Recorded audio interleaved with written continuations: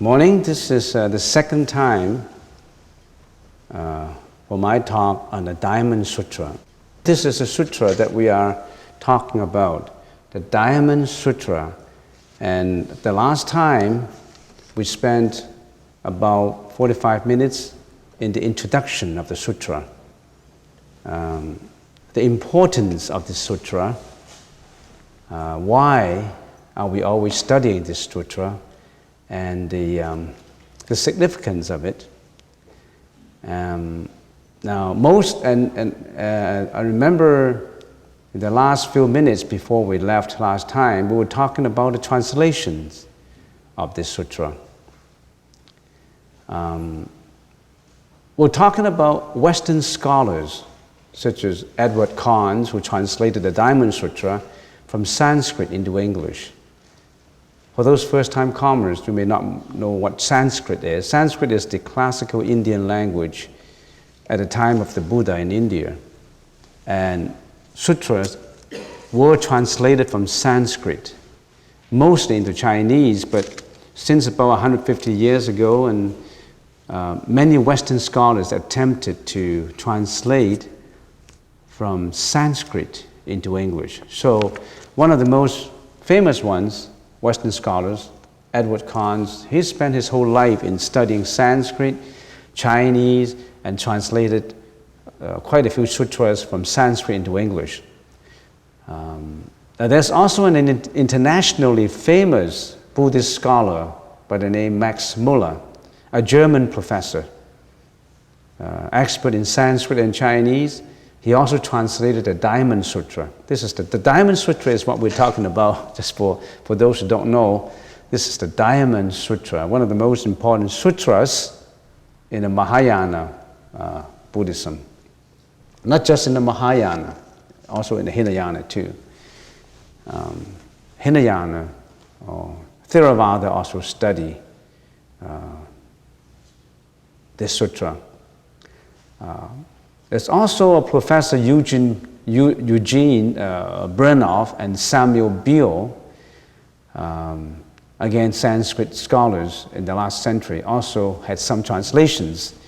So you can actually look for them in the internet. These scholars are the ones who translated the Diamond Sutra direct from Sanskrit into English. If you are taking an academic approach into the study of Buddhism, that's how you should do it. And there are also a few scholars who translated the Diamond Sutra from Chinese into English. Now that's a second-handed translation, because the Chinese translated from Sanskrit into Chinese, and some Western scholars, they're expert in Chinese, and they translate from Chinese into English. These are the second-hand translations. For example, there's a Mr. A.F., Professor Mr. I don't remember, Price, who worked with Mr. Wang Mo Lam together, translated the Diamond Sutra. So that's all for the academic part of it, the bibliography of it. Let's get into some of the content of it. The Diamond Sutra, the full name of the Diamond Sutra in the Sanskrit language is Vajrachatika Prajna Paramitta Sutra. And there's the word prajna in there, which is very important. P-R-A-J-N-A, prajna. That word is a Sanskrit word. And the understanding of prajna is extremely important in Buddhism. This sutra, the Diamond Sutra, summarizes the profundity of prajna. Buddha Sakyamuni gave 16 great congregations to teach the prajna. We mentioned it last time. 2,600 years ago, Buddha Sakyamuni in India, he gave 16 congregations to teach prajna. Most of the content of the 16 congregations, main essence of the talk, it's contained in a sutra called Mahabharata Sutra. A Mahabharata Sutra. There's another sutra which is called Mahabharata Sutra. Maha means great. Many people know about that. It's almost like a term borrowed from Sanskrit and used commonly in English. Maha means great. Maharajna means king, the great king, Maha. So, Mahabharata Sutra, it's the most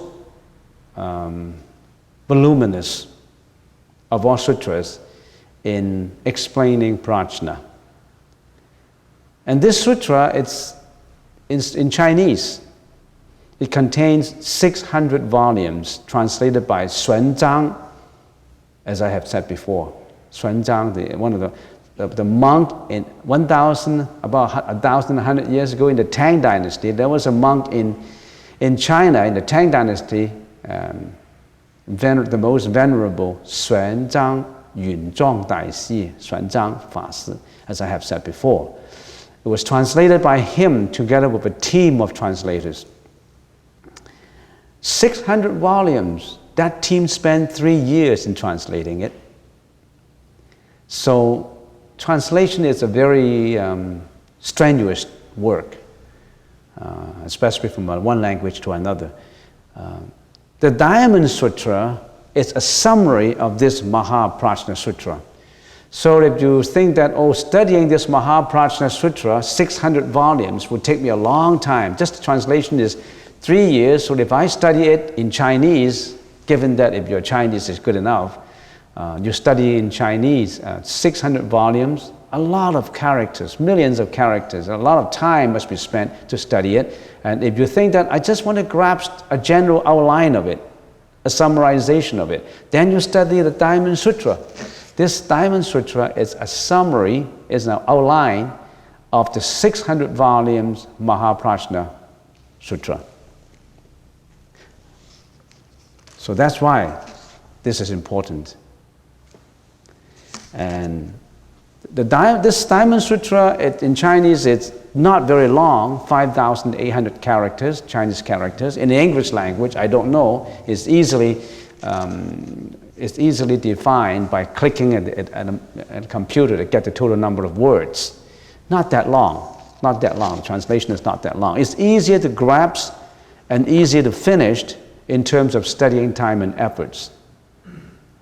So for students of philosophy, for students of studying culture, for students studying religion, or for students who want to know something about Buddhism, this is a sutra to look for, the Diamond Sutra. And I know there's a book, there has been a book for a number of years out there, written by a Rinpoche, a monk. It's called a Diamond Cutter, I think. And he was a monk before, and he gave up his robe and returned to laity for a number of years, and get involved in the diamond, in the jewelry business. And he practiced Diamond Sutra, and he utilized what he learned from this sutra to run his business, to operate his business, his jewelry business, and he became a billionaire. And he wrote a book about how he applied the Diamond Sutra to his business. Became a billionaire in the jewelry business. Is that called a diamond cutter? It is. It is, yes. And then he gave it all back up and took his robes back on and returned to being a monk. Yeah, he gave his money all to charity later and returned to become a monk. I think just out of curiosity, he just wanted to make sure that people know this is useful. You make billions of dollars from it. So, if you're in business, this is the way to go. Okay. So, Diamond Sutra. The Zen set of Buddhism, Zen, Z-E-N, Zen is meditation. Zen is a Japanese word. Z-E-N the Sanskrit word for it is dhyana, D-H-Y-A-N-A, and in the Chinese language is Chan. They're all the same, it's just different names. And the Zen, the Chan sect of Buddhism, regards this book as one of the most important for the practice of meditation. And so meditators, we need to know it, the Diamond Sutra. Bodhisattvas practice the 6 prajna paramitas going towards the path of enlightenment. And the 6 prajna paramitas, you remember the 6 prajna paramitas? 六度波罗蜜. The 6 prajna paramitas outline the practice of Bodhisattvas. What are these 6 prajna paramitas? The first one is generosity or giving. Generosity or giving.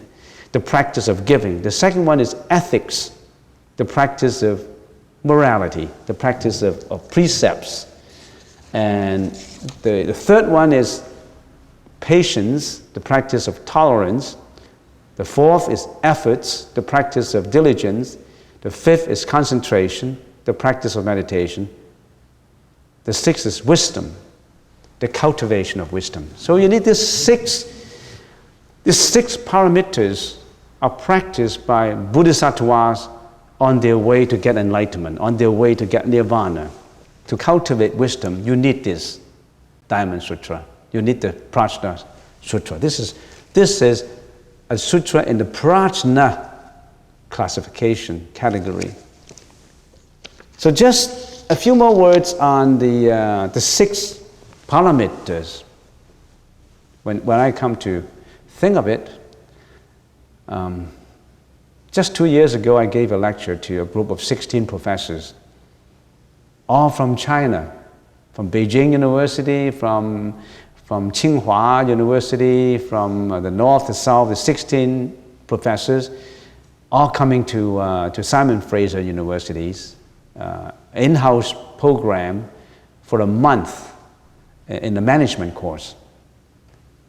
And somehow they came to the temple and they called up and they said he wanted to listen to a lecture given by, they heard about me giving some lectures before, so they wanted to visit and they want us to organize a day for them so that they can learn something. So I organized a day of lecture and I broke it down in 2 parts. It's like here, the first part is just meditation, the second part is lecturing, is giving talk.